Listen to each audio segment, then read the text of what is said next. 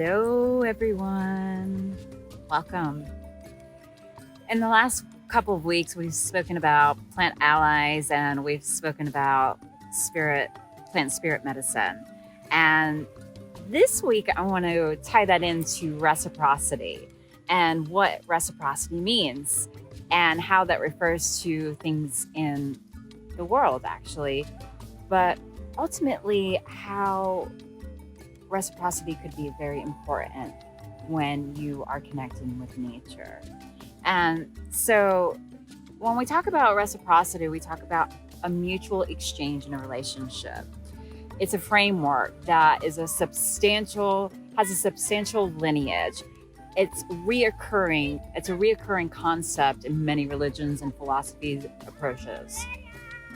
It's so an important aspect in government, family life, including nature, like the plants and trees and animals and the elements. It's the most important critical determinant for long-term survival of all things.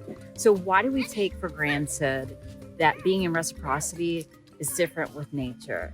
Well, for one, we take for granted oxygen, that we're gonna wake up and oxygen's gonna be available, or food is gonna come to us because it magically appears. Well, the truth is, it's a gift, and we're taking unconsciously, and nature offers and blesses us, and most people are not conscious of it.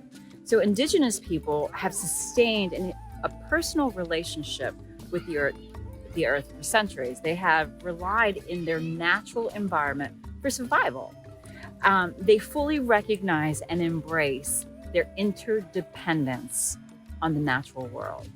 This relationship is one of human nature reciprocity, which they continuously take the environment for all that it provides. They thank it for all that it provides. And reciprocity is one of the most important parts of connecting to nature. And it's vital to be able to give back, as when you give back, you're giving back to spirit. And reciprocity is giving back and feeding spirit and nourishing it. This doesn't mean that you're giving an offering. This is how to keep spirit of the plants, of humanity, alive. And so I'll give you a couple of examples on how to give back.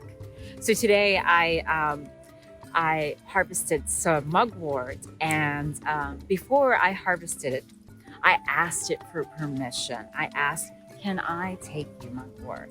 May I use your medicine to help others? And I waited for the answer, and she said yes. So I gave a piece of my hair strand and gave it back to her to give thanks. And I'm feeding spirit because it is going to feed me and people that I work with on a regular basis. I'm giving of myself. I'm not offering, like I'm giving of myself. I'm just not offering something that isn't of me. So my teacher, Robbie Warren, has taught me that whenever you take from nature, you always give of your DNA, whether it's saliva or a hair strand, because it is part of your DNA. It's of you, right? And you always ask for permission.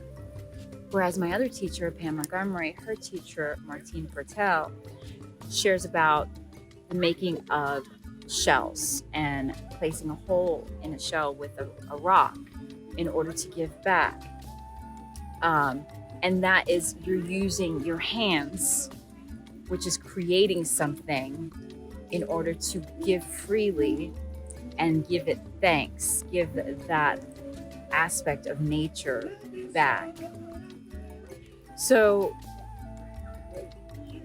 when we give that, so I'll give you another example. If you cut a rose, so to speak, right?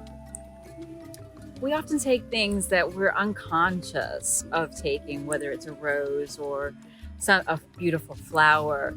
And what we forget is that it's going to die.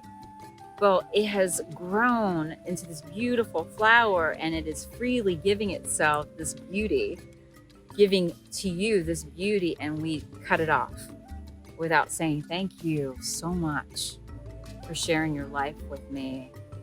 And I hope that I can give back to you, give something to you, because that is so important, to recognize and be conscious of what you're taking from nature.